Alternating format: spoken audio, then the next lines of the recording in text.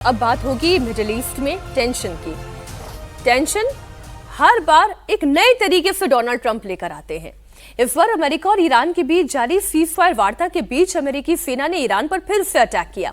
America ने Hormuz strait के पास बारूदी सुरंग बिछा रही बोट्स को निशाना बनाया।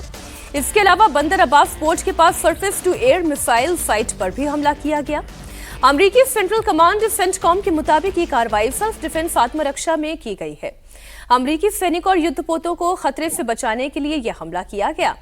अमेरिकी सेना का आरोप यह है कि बारूदी सुरंगें बिछाने से अंतर्राष्ट्रीय जहाजों और अमेरिकी युद्धपोतों को खतरा हो सकता था और हमले से दोनों देशों की बातचीत में थोड़ी रुकावट जरूर पैदा हो सकती है।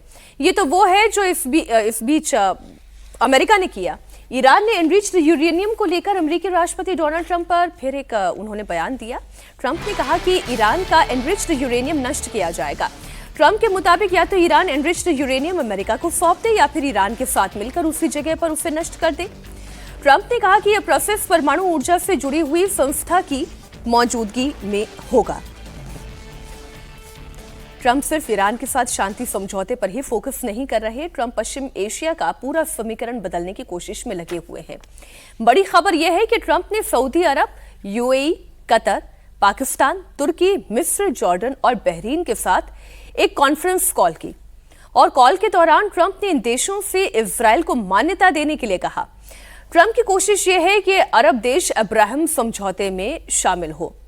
और जो खबरें आ रही हैं उसके बाद तो सज्जन जी ये बताया जा रहा है कि जब ये कॉन्फ्रेंस कॉल हो रही थी, इधर से डोनाल्ड ट्रंप ने प्रस्ताव रखा कि अब्राहम अकॉर्ड को तमाम खाड़ी के देश जो हैं उस पर हस्ताक्षर करें। इससे एक नया डिप्लोमेटिक स्ट्रांग होल्ड तैयार होगा इस पूरे क्षेत्र में। बाकी सब जगह से सन्नाटा था।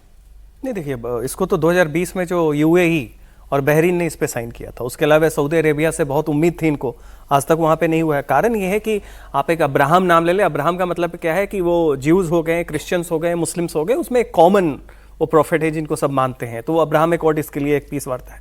लेकिन ऐसा हो नहीं सकता है। कारण ये है कि एक तो ये है कि आप कह रहे हैं कि अंदर खाने से जितने भी सुन्नी देश हैं वो इजराइल के साथ मिले रहते हैं, क्योंकि ये शिया सुन्नी वाला जो मामला ईरान के पास न्यूक्लियर पावर इजराइल की लेजिटिमेसी पर मुहर लगाते हैं। बिल्कुल सही बात है। लेकिन हर देश जो ये सुन्नी देश है उनके अंदर एक उम्मा और इस्लामिज्म का भी कॉन्सेप्ट है।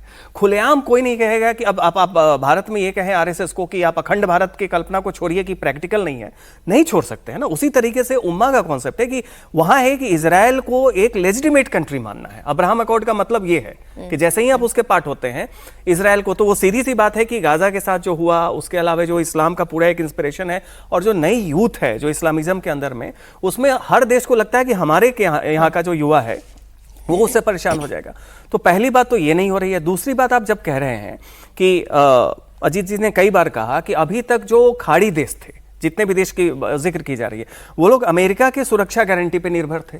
अभी आपने ईरान को जब अटैक किया तो ईरान ने क्या किया? आपको नहीं टारगेट किया, उसने जो वल्नरेबल आपके अलाइज थे उनको टारगेट करना शुरू हो गया। आप उनका कहीं सुरक्षा नहीं कर पा रहे हैं। ऐसे में अचानक बीच में एक नया राग अलाप देना कि आप अब्राहम अकॉर्ड कीजिए, ये कहीं से फिट नहीं हो रहा है।